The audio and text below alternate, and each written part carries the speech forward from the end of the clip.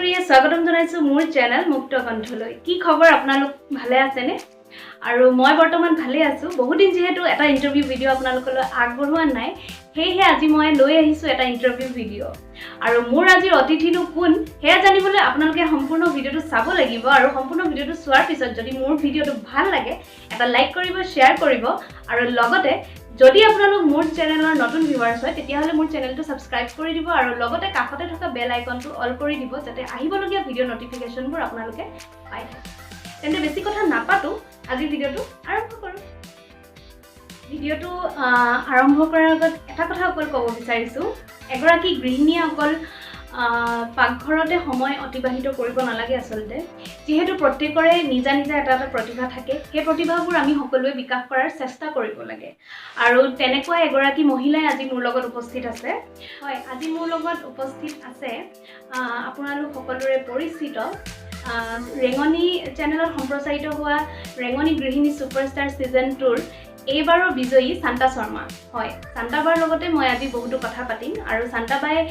মোৰ প্ৰশ্নসমূহৰ উত্তৰ দিব, লগতে শেষত শান্তাবাই আপোনালোকলৈ আগবঢ়াব এটা ৰেচিপি। সেই ৰেচিপিটো আপোনালোকে চাব, কেনেকুৱা লাগিলে জনাব কমেণ্ট কৰি। ঠিক আছে, বেছি কথা নাপাতো, আজি ভিডিওটো আৰম্ভ কৰোঁ। পোনপ্ৰথমে শান্তাবা স্বাগতম জনাইছো আপোনাক মোৰ আজিৰ ভিডিওলৈ। নমস্কাৰ, ধন্যবাদ জুৰি, বহুত ধন্যবাদ আপোনালৈ। শান্তাবা, পোনপ্ৰথমেতো মই আপোনাক শুভেচ্ছা জনাইছো। এইবাৰৰ বিজয়ী হ'বলৈ আপুনি সক্ষম হ'ল, তাৰ বাবে মই আপোনাক শুভেচ্ছা জ্ঞাপন কৰিছোঁ। ধন্যবাদ জুৰি, বহুত বহুত ধন্যবাদ। হয়, মই গৃহিণী সুপাৰষ্টাৰ সিজন 2ৰ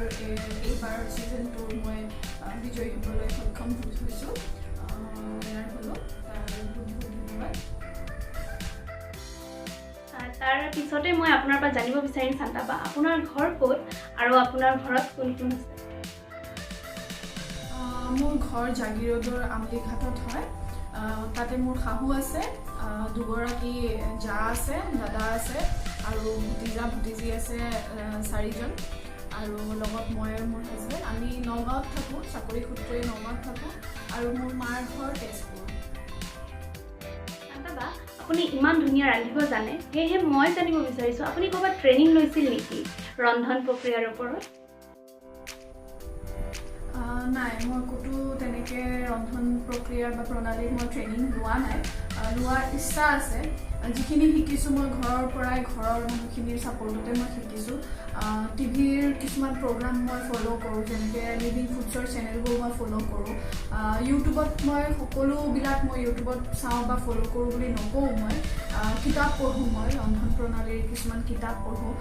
লগতে মোৰ ফেমিলিত মোৰ দাদা বৌ, এওঁলোক এই লাইনটোৰ সৈতে অকণমান হ'লেও মানে তেওঁলোকৰ মোৰ নিচিনাই ৰুচি আছে, মোতকৈ বেছি জ্ঞান তেওঁলোকৰ আছে। তো তেওঁলোকৰ পৰা মই ইনস্পায়াৰ হওঁ। আৰু মোৰ মা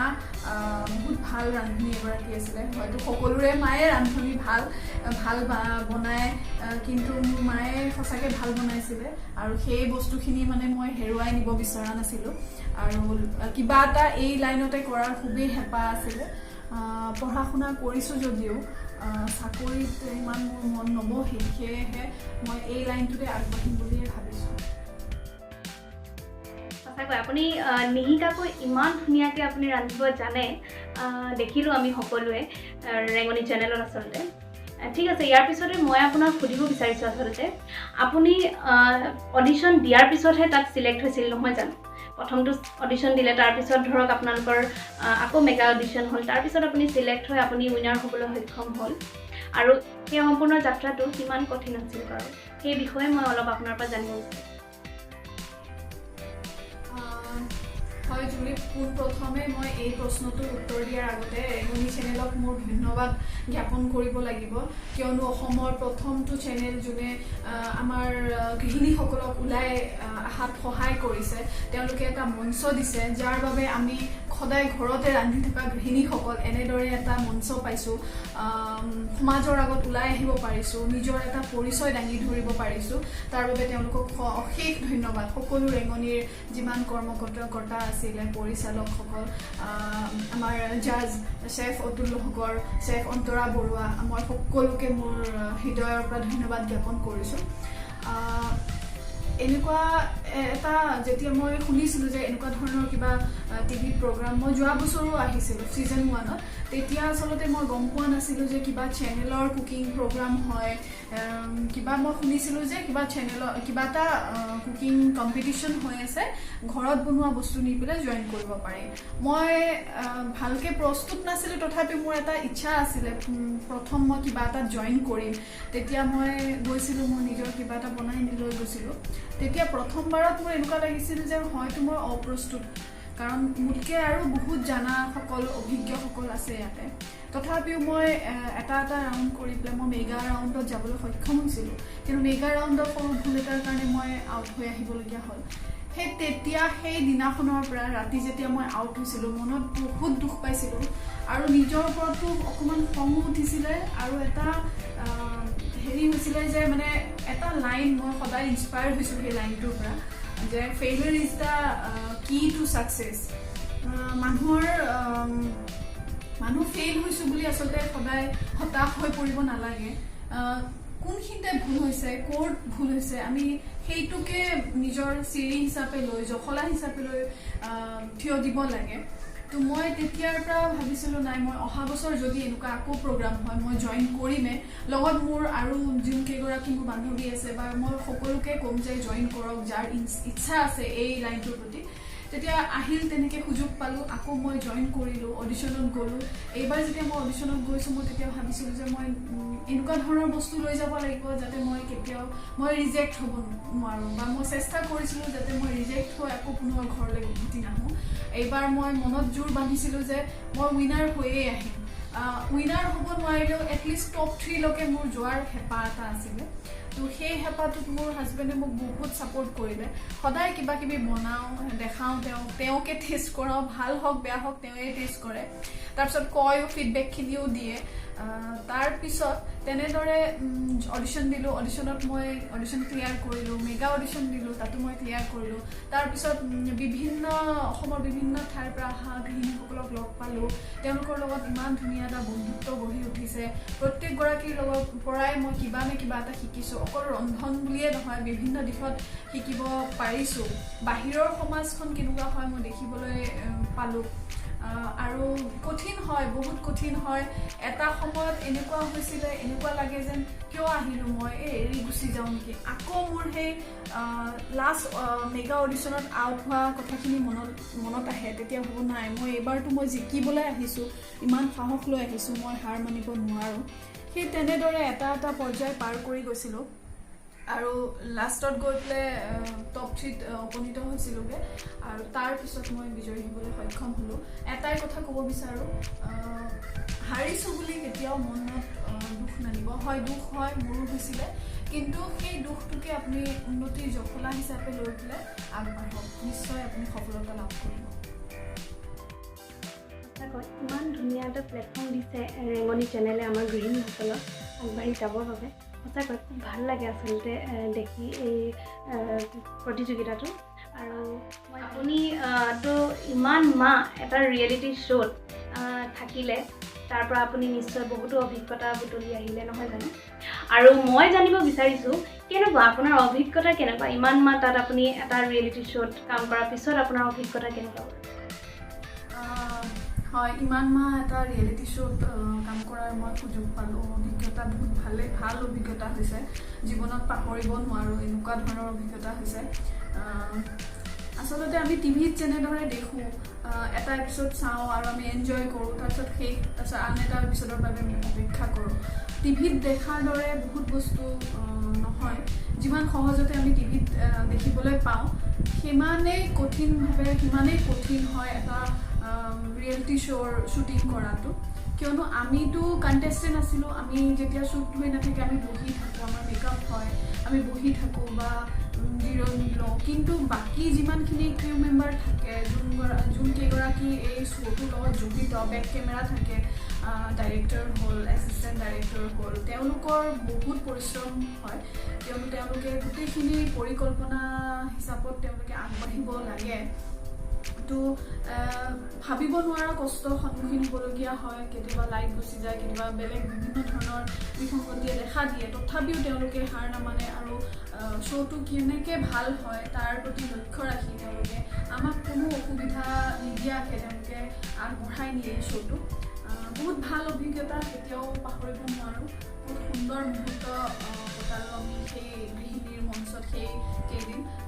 ইমান অচিনাকি মানুহৰ লগত চিনাকি হ'ল আৰু টিভিৰ পৰ্দাৰ আঁৰৰ কাহিনীবোৰ কেনেকুৱা ধৰণৰ হয় নিজে চাবলৈ মই চাবলৈ সুবিধা পালোঁ মোৰ শেষৰটো প্ৰশ্ন আপোনাৰ বাবে আপোনাৰ ভৱিষ্যত পৰিকল্পনা কি এতিয়া আপুনি কি কৰিম বুলি ভাবিছে আৰু কেনেধৰণে কি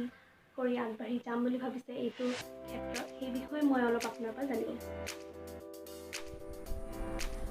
আগন্তুক পৰিকল্পনা বুলিবলৈ মই আৰু এই ষ্টেট লেভেলতে নহয় মই আৰু নেশ্যনেল লেভেলতো যাবলৈ বিচাৰোঁ নেশ্যনেল লেভেলত গৈ কম্পিট কৰিব বিচাৰোঁ শিকিব বিচাৰোঁ তাৰ বাবে বহুত ট্ৰেইনিঙৰ দৰকাৰ হয় অভ্যাস লাগিব যোনখিনিত মই ভুল কৰি আছোঁ বা লেক আছোঁ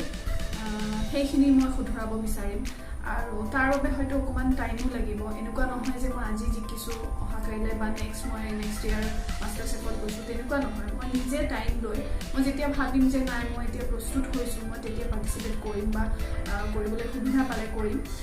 লগতে কিছুদিন আগতে মই আমুলৰ এটা শ্ব' কৰিলোঁ বহুত ভাল লাগিল এনেকুৱা এটা ডাঙৰ মঞ্চ পালোঁ পৃথিৱীৰ চুকে কোণে বহুত মানুহে মোক চালে মোৰ ৰেচিপি চালে তেনেকুৱা ধৰণৰ শ্ব' কৰিবলৈ মই ইচ্ছুক ভৱিষ্যতে আৰু লগতে যিহেতু মই এগৰাকী হোম বেকাৰ হয় মই ঘৰৰ পৰা কেকৰ বিজনেছটো চলাই নি আছোঁ সেই বিজনেছটো মই আৰু আগবঢ়াব বিচাৰিম আৰু এনেকুৱা ধৰণৰে কিছুমান পৰিকল্পনা কৰি থৈছোঁ যিবোৰ মই আগলৈ অকণমান আৰু ভাল ডাঙৰ লেভেলত কৰিবলৈ বিচাৰিম কিন্তু তাৰ বাবে আৰু ট্ৰেইনিঙৰ মোৰ দৰকাৰ আছে মই বিচাৰিছোঁ যে মই ক'ৰবাত ট্ৰেইনিং লওঁ বা তেনেকুৱা ধৰণৰ মই যদি সুযোগ পাওঁ ট্ৰেইনিঙৰ মই নিশ্চয় ট্ৰেইনিং লওঁ আৰু মই ইয়াৰ দ্বাৰা ক'ব বিচাৰিছোঁ যে যদি কাৰোবাৰ এই লাইনটোৰ প্ৰতি হেঁপাহ আছে আপোনালোকে প্লিজ এইটো নাভাবিব যে আমাক কোনে চাব বা আমি পাৰিম জানো এনেকুৱা ভাবি পেলাই ঘৰত বহি নাথাকিব যদি ফেমিলিৰ ছাপৰ্ট আছে আপোনালোক আগবাঢ়ি আহক ওলাই আহক পাকঘৰৰ পৰা আমি সকলোগৰাকী মহিলাই এগৰাকী ভাল ৰান্ধনি কিন্তু আমি কিমানগৰাকী আগবাঢ়িবলৈ সক্ষম হৈছোঁ আৰু এটা কথা ক'ব বিচাৰিম যে আপোনালোক কেতিয়াও হাৰ নামানিব মানুহে সমালোচনা কৰিব সমালোচনাটোক আপোনালোকে উন্নতিৰ চিৰি হিচাপে ল'ব বহুত সমালোচনাৰ সন্মুখীন মই হৈছোঁ এতিয়াও হৈয়ে আছোঁ কিন্তু সেই সমালোচনাখিনি মই ভাল পাওঁ যোনে মোক সমালোচনা কৰিছে তেওঁলোকক মই এই চেনেলৰ জৰিয়তে মই ধন্যবাদ ক'ব বিচাৰিছোঁ ধন্যবাদ মোক সমালোচনা কৰাৰ বাবে আৰু কৰক আৰু মোক আগবাঢ়িবলৈ সেই সমালোচনাখিনিয়ে মোক শক্তি দিয়ে বহুত বহুত ধন্যবাদ শান্তাবাই এতিয়া আপোনালোকক এটা ৰেচিপি আগবঢ়াব এই ৰেচিপিটো কি ময়ো নাজানো ঠিক আছে তেন্তে আমি একেলগে চাওঁ বলক আজি এই ৰেচিপিটো যদি ভাল লাগে ৰেচিপিটো আপোনালোকে ট্ৰাই কৰি চাব ঘৰত আৰু কেনেকুৱা পালে বনাই জনাব কমেণ্ট বক্সত আজি মই এটা সৰু ৰেচিপি আপোনালোকৰ আগত শ্বেয়াৰ কৰিব বিচাৰিছোঁ সেই ৰেচিপিটোৰ নাম হ'ল মিনি টাৰ্ট পিজ্জা আচলতে নহয় কিন্তু পিজ্জা চিজনিং দিছোঁ কাৰণে মই পিজ্জা নামটো দিছোঁ মই নিজে নামটো দি লৈছোঁ আৰু তাৰ বাবে আমাক লাগিব এনেকুৱা ধৰণৰ টাৰ্ট শেল যোনটো মই ঘৰত বনাই লৈছোঁ ইয়াৰ বাবে মই আধা কাপ চাউলৰ গুড়া 2 চামুচ ময়দা আৰু নিমখ অকণমান আৰু ঠাণ্ডা বাটাৰ 1 চামুচ দি পেলাই খানি আটা মঠাৰ দৰে মুঠি লৈ তাক অলপ দেৰি ফ্ৰিজত থৈছোঁ তাৰপিছত এনেকুৱা ধৰণৰ টাৰ্ট চেলত দি পেলাই মই 15 মিনিটছ 180 ডিগ্ৰীত বেক কৰিছোঁ যদি কাৰোবাৰ অভেন নাথাকে কেৰাহীটো আপোনালোকে যেনেকৈ কেৰাহীত কেক বনায় তেনেকৈ বেক কৰিব পাৰে আহকচোন কেনেকৈ বনাওঁ মই আৰম্ভ কৰোঁ ৰেচিপিটো তাৰ বাবে প্ৰথমতে মোক লাগিব বাটাৰ কেপচিকাম মিহিকৈ কটা গাজৰ ৰুকি লোৱা পিঁয়াজ মিহিকৈ কাটা আমুল চীজ গ্ৰেট কৰি লৈছোঁ মই grated cheese pizza seasoning pizza mix herb আৰু চিলি ফ্লেক্স আছে ইয়াতে আৰু মই পিজ্জা চচ বনাই লৈছোঁ ঘৰতে মই পিজ্জা চচ বনাই লৈছোঁ তাৰ বাবে প্ৰথমতে গেছটো জ্বলাই লওঁ আৰু গেছটো একদম কম হেৰিত ৰাখিম কিয়নো বাটাৰটো বহুত জলদি বাৰ্ণ হয় সেয়েহে আমি একেবাৰে কম জুইত বনাব লাগে একেবাৰে সহজ আলহী যেতিয়া আহে আমি বেছিভাগ বিস্কুট চাহ বা তেনেকে কিবা দিয়াৰ পৰিৱৰ্তে যদি আমি এনেকে দিওঁ তেতিয়া খাইও ভাল পাব আৰু লগত ভালো লাগে কিবা এটা আনকমন বস্তু আমি যেতিয়া দিওঁ তাৰ বাবে মই 1 চামুচ বাটাৰ ঢালিছো কেৰাহীত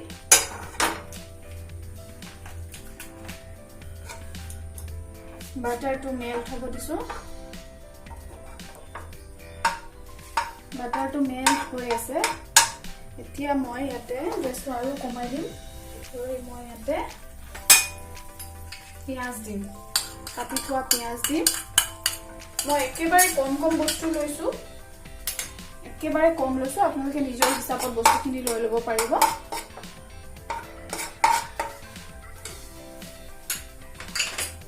ক্যাপসিকাম সৰু ল'ৰা ছোৱালীক বহুত বস্তু খাবলৈ দিগদাৰ গাজৰ ক্যাপসিকাম এনেকুৱা ধৰণৰ বস্তুবোৰ ল'ৰা ছোৱালী নাখায় অকনমান মিক্সাৰ বা পিজ্জা সসটো যদি ঘৰত বনাই প্লাই এনেকৈ কিবা এটা বনাই দিয়া হয় তেওঁলোকে বহুত সোনকালতে খায় আৰু ভালো পায় দেখিবলৈও ধুনীয়া হয়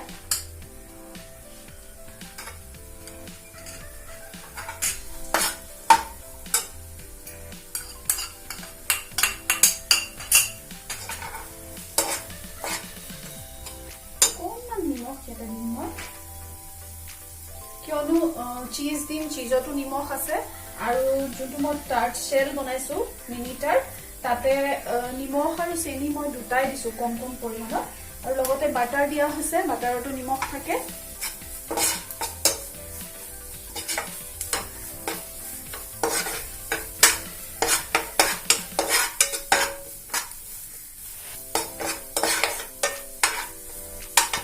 হৈ গৈছে বন্ধ কৰি দিলো বেছি কৰিব নালাগে বেছি ভাজিব নালাগে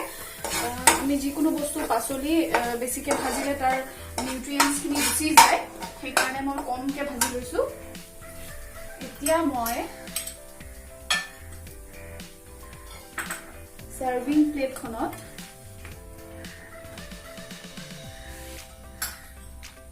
এটা সাইডত এনেদৰে সস দিম আৰু এনেকুৱা ধৰণৰ ব্ৰাছ দি পেলাই মই এইটো ব্ৰাছ কৰিম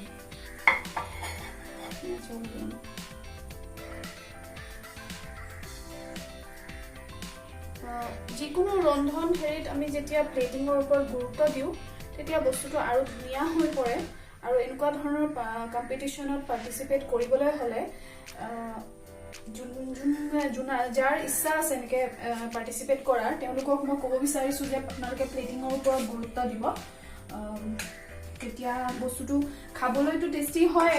প্ৰথমতে কয় নহয় দেখাত আমি 3 প্ৰকাৰে বস্তুটোৰ টেষ্ট ল'ব পাৰো খাই পেলে চাই পেলে আৰু শুঙি পেলে যেতিয়া 3টা প্ৰকাৰত বস্তুটো ভাল হয় তেতিয়াহে ৰেচিপিটো বেষ্ট ৰেচিপি হয় এয়া চাওক মই টাৰ্ট শেলবোৰত এনেকৈ দিছো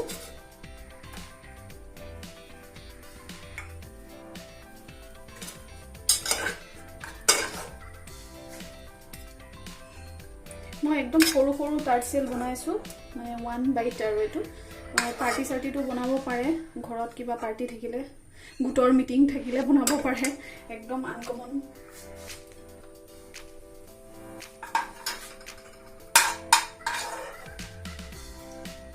আৰু এটো বস্তু আধা বেক হোৱাৰ পিছত এই বস্তুখিনি দি পেলে চিজ দি পেলে আপোনালোকে বেক কৰিব পাৰে পিজ্জা যেনেকৈ বেক কৰে মই অলৰেডি বেক কৰিয়ে থৈছো সময়ৰ বাবে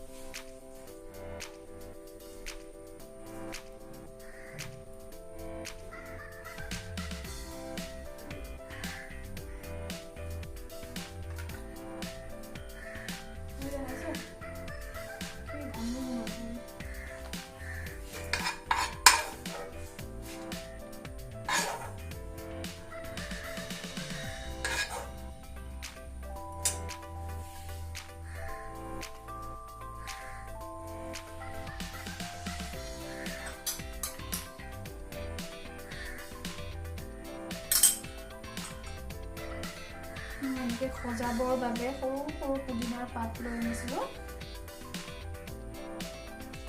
আপোনালোকে যেনেকৈ বিচাৰে তেনেকৈ সজাব এনেকৈ দিলে ভাল লাগে দেখিও ভাল লাগে আৰু খাইও ভাল লাগে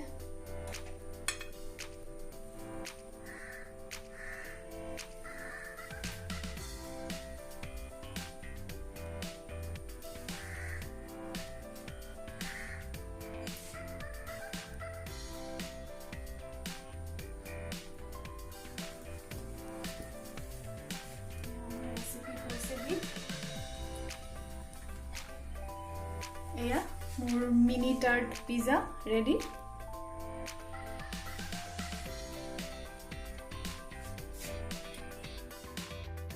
মোৰ আজিৰ অনুষ্ঠান ইয়াতে সামৰিছোঁ অনুষ্ঠান সামৰাৰ আগতে